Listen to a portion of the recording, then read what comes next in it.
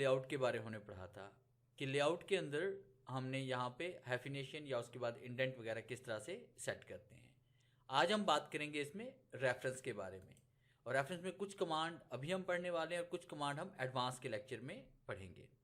आज हम बात करेंगे इसमें टेबल ऑफ कंटेंट्स के बारे में कि टेबल ऑफ कंटेंट्स हमने किस तरह से क्रिएट करना है। टेबल ऑफ कंटेंट्स की ज़रूरत क्यों पड़ती है? जब भी आप कोई थीसिस लिख रहे हैं या कोई रिसर्च आप लिख रहे हैं, कोई बुक आप कंपोज कर रहे हैं, तो उसमें आपने देखा होगा जितने भी थीसिस हैं या जितनी भी रिसर्चेस होती हैं या जितनी भी बुक्स होती हैं, उनके शुरू में एक टेबल ऑफ कंटेंट्स दिया होता है, एक फेहरिस्त दी होती है चैप्टर्स की, जिस पे ये लिखा होता है कि फ़लाँ चैप्टर फ़लाँ पेज नंबर पर मौजूद है।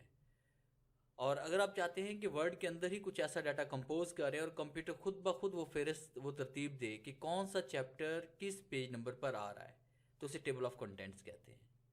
तो शुरू करते हैं छोटी सी एग्जांपल से।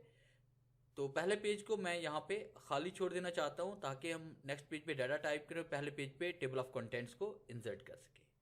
तो इसके लिए हम लेआउट पे आते हैं और उसके बाद ब्रेक पे आते हैं और पेज ब्रेक पे क्लिक करते हैं। सेकंड पेज पे हम आ जाते हैं और यहाँ पे हमने कोई हेडिंग टाइप करनी है। जैसे कि फ़र्ज़ कीजिए कि यहाँ पे हम कोई कोर्स करवा रहे हैं, इस कोर्स का नाम है ऑफिस मैनेजमेंट, और मैंने इसके अंदर यहाँ पे हेडिंग्स टाइप की, सब हेडिंग्स वर्ड, एक्सेल्स, पावर पॉइंट, और मैंने इन पेज लिख दिया। ये हमारे पास एक चैप्टर है ऑफिस मैनेजमेंट का, हमने इसको सेलेक्ट किया और उसके बाद होम पे आना है आपने और यहाँ पे हेडिंग 1 अप्लाई करना है। याद रखिएगा जितने भी चैप्टर्स आप बनाएंगे उसमें हेडिंग 1 आपने देनी है। अगर आपके पास सेकंड हेडिंग है तो उसे हेडिंग 2 देंगे, अगर आपका थर्ड हेडिंग है तो हेडिंग 3 हम देंगे। तो फिलहाल हम हेडिंग 1 पे क्लिक करते हैं चैप्टर पे, और उसके बाद फिर हम यहाँ पे लास्ट लाइन पे क्लिक करेंगे और आपने डिज़ाइन पे आना है, सॉरी आपने इसमें आना लेआउट पे और ब्रेक पे आएंगे, फिर हम नेक्स्ट पेज पे चले जाएंगे। अब पेज नंबर 2 पे हम आ चुके हैं। फिर यहाँ पे दूसरी कमांड हम टाइप करते हैं इसमें ग्राफिक्स की, दूसरी हेडिंग जो हमारे पास है, इसमें हम पढ़ा रहे हैं कोरल, और उसके बाद Corel Paint and Corel Trace, और उसके बाद इसमें फोटोशॉप है, और उसके बाद इसमें वीडियो एडिटिंग है। और अब हमने ग्राफिक्स को सिलेक्ट करना है। यहाँ पे ग्राफिक्स को सिलेक्ट करने के बाद यहाँ से हमने दोबारा होम पे आना और यहाँ पे हेडिंग 1 अप्लाई कर लेनी है। इस तरह 2 हेडिंग्स हमारे पास हो गई। फिर हम यहाँ पे क्लिक करेंगे और क्लिक करने के बाद आपने लेआउट पे आना है, ब्रेक पे आएंगे और पेज ब्रेक पे क्लिक करेंगे, यानी अगले पेज पे हम चले गए। और फिर हम यहाँ पे इसमें टाइप कर लेते हैं, तीसरे पेज पे अकाउंटिंग का एक कोर्स हम ऐड कर लेते हैं जिसमें हम पढ़ा रहे हैं pastry, tally and quick book और एडवांस एक्सेल। आपने हेडिंग को, अकाउंटिंग को आपने सेलेक्ट करना है यहाँ पे हेडिंग को, और फिर हम होम पे आएंगे और उसके बाद आपने हेडिंग 1 पे क्लिक कर लेना है। तो इस तरह से देखिए हमने यहाँ पे 3 चैप्टर्स बना लिए। अब स्क्रॉल करते हुए हमने इस तरह से ऊपर जाना है और पेज नंबर 1 पे हम क्लिक करेंगे, फिर आपने रेफरेंसेस पे आना है और टेबल ऑफ कंटेंट्स पे हम क्लिक करेंगे, और उसके बाद हम यहाँ पे क्लिक करेंगे यहाँ पे कंटेंट्स पे, तो ऑटोमेटिक टेबल पे हम क्लिक करेंगे यहाँ पे। और जैसे हम यहाँ पे क्लिक करते हैं तो आप देखें आपके पास कंप्यूटर ने खुद ब खुद यहाँ पे चैप्टर का नेम भी दे दिया और पेज नंबर भी दे दिया कि ऑफिस मैनेजमेंट पेज नंबर 2 पे आ रहा है, ग्राफिक्स पेज नंबर 3 पे आ रहा है, अकाउंटिंग पेज नंबर 4 पे आ रही है। और इसका एक और फायदा भी है कि अगर आप इनमें से किसी भी चैप्टर को पढ़ना चाहते हैं तो ये हाइपर लिंक के तौर पे भी काम करता है। आपने कंट्रोल के साथ आपने उस चैप्टर पे क्लिक करना है जिस पे आप जाना चाहते हैं, तो ऑटोमेटिकली आप वहाँ पे चले जाएंगे। मैं ज़रा स्क्रॉलिंग करते हुए फिर दोबारा वापस जाता हूँ। जैसे मैं यहाँ पे ऑफिस मैनेजमेंट को पढ़ना चाह रहा हूँ तो कंट्रोल के साथ जैसे हमने यहाँ पे क्लिक किया तो आपके पास ऑफिस मैनेजमेंट ओपन हो जाएगा। तो इसमें एक फ़ायदा ये भी हो जाएगा कि एक तो आपके पास फेहरिस्त बन जाएगी और दूसरा आपके पास ये हाइपर लिंक के तौर पे भी काम करेगा। फिर उसके बाद अगर फ़र्ज़ कीजिए कि आपने एक और हेडिंग यहाँ पे ऐड कर ली, हम यहाँ पे इसमें आते हैं और लेआउट पे आते हैं, ब्रेक पे आते हैं, पेज ब्रेक पे आते हैं, एक और हम कोर्स यहाँ पे ऐड कर लेते हैं ऑनलाइन जॉब ट्रेनिंग, और जिसके अंदर हम यहाँ पे यूट्यूब लिख देते हैं और उसके बाद फाइवर लिख देते हैं और उसके बाद अपवर्क लिख देते हैं, और यहाँ पे हम टाइप कर लेते हैं फ्री लांसिंग।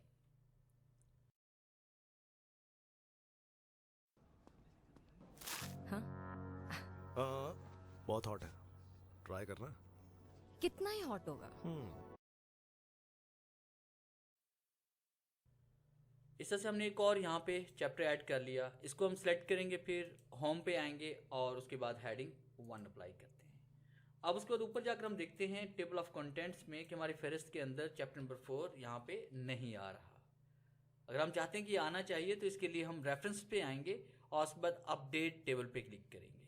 अपडेट टेबल पे क्लिक करने के बाद आपने यहाँ पे अपडेट इंटायर टेबल पे आपने क्लिक करना है और उसके बाद ओके क्लिक करें तो आप देख रहे हैं कि यहाँ पे आपके पास वो चौथी हेडिंग या चौथा हमारे पास जो सब्जेक्ट था हमारा वो भी यहाँ पे ऐड हो चुका है।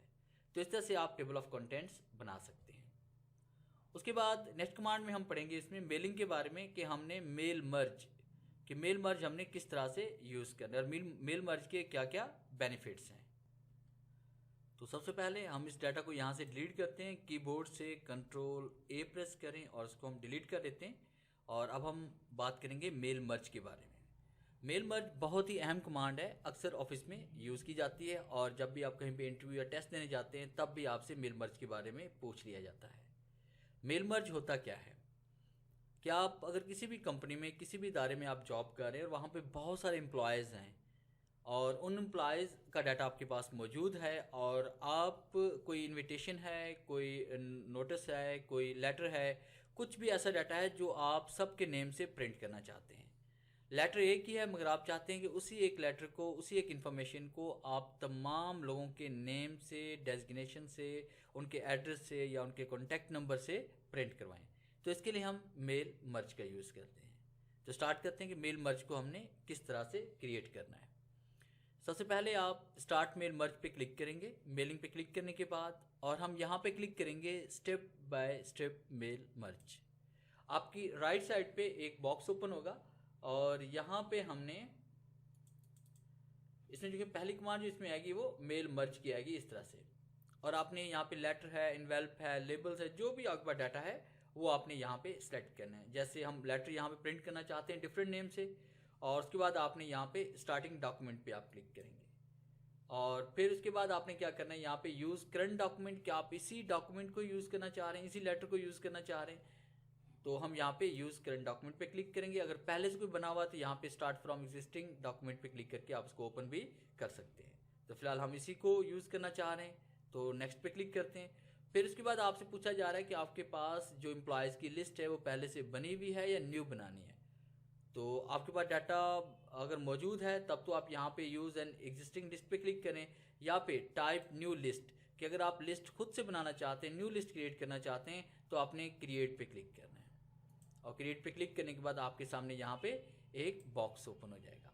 तो यहाँ बहुत सारी इन्फॉर्मेशन है, बहुत सारी फील्ड्स हैं, तमाम फील्ड्स को हम यहाँ पे एक साथ ऐड नहीं कर सकते। तो इसके लिए हम क्या करेंगे, कस्टमाइज कॉलम पे हम क्लिक करते हैं कि कुछ डाटा इसमें हम कुछ हेडिंग देना चाहते हैं, कुछ नहीं देना चाहते।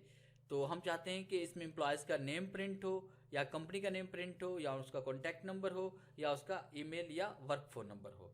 तो हम बाकी इसमें तमाम हेडिंग्स को हम डिलीट कर लेंगे।